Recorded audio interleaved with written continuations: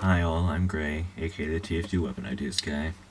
Before I start this video, let me apologize. I am quite tired, so I will probably yawn multiple times. This video is about damage percentages, and how one might make a little bit of difference, and one might make no difference, and another might make all the difference in the world. See, the weapon I'm going to bring up right away is this, the Warrior's Spirit. It has a 30% damage bonus. And that's really not as important as you might think, because if you consider, that means each hit from this weapon will do 85 damage, assuming it's not a crit or mini-crit. And as such, the only thing this weapon can kill faster than the other melee weapons is a medic. So, that's not very helpful. You're not going to be attacking a medic with your melee. This reason is why the Warrior Spirit is one of my least favorite weapons in the game.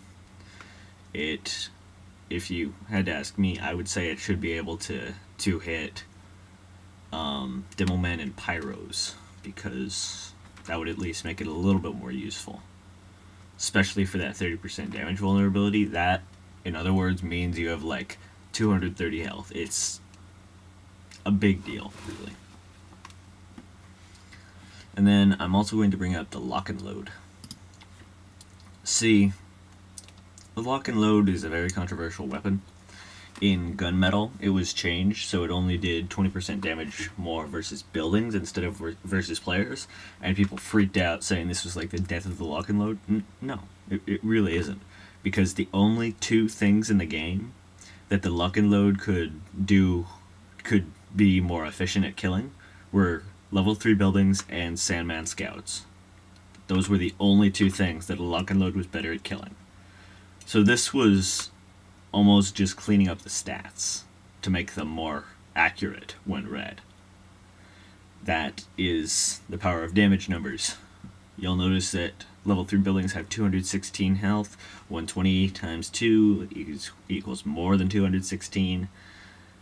Meanwhile, 100 times 2 equals less than 216. So it takes 3 hits with the stock grenade launcher or iron bomber to take out a level 3 building. With the Loch-n-Load, it takes 2. Then I'm going to talk about the Neon Annihilator.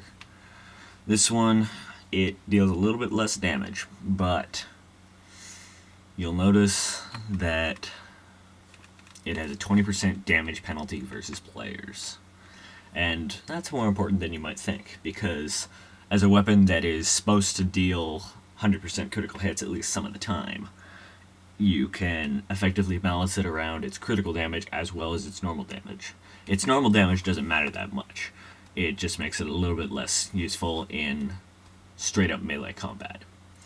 But 100% critical hit versus wet players and a 20% damage penalty versus players?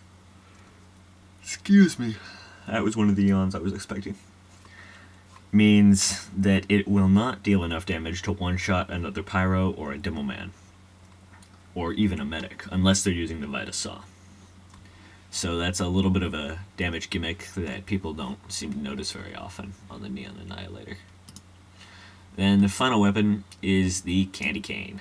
This is one of my least favorite weapons in the game, and I believe it is grossly underpowered, simply because of this little stat here. 20% explosive damage vulnerability on wearer. See, grenades do 100 damage, so they're not a one-shot on the scout, but 125 damage, that is a one-shot on the scout. So when you're allowing one of the scout's biggest counters to one-shot him, or biggest prey, I guess, to one-shot him, and also making the likelihood of being one-shot by rockets, sticky bombs, etc., will be quite significant and really not pleasant to be in. So it can go both ways. If it was like a 15% damage vulnerability, it would only affect Sandman scouts, if you could wear 2 of them at the same time. Thank you for watching. I'll see you next time.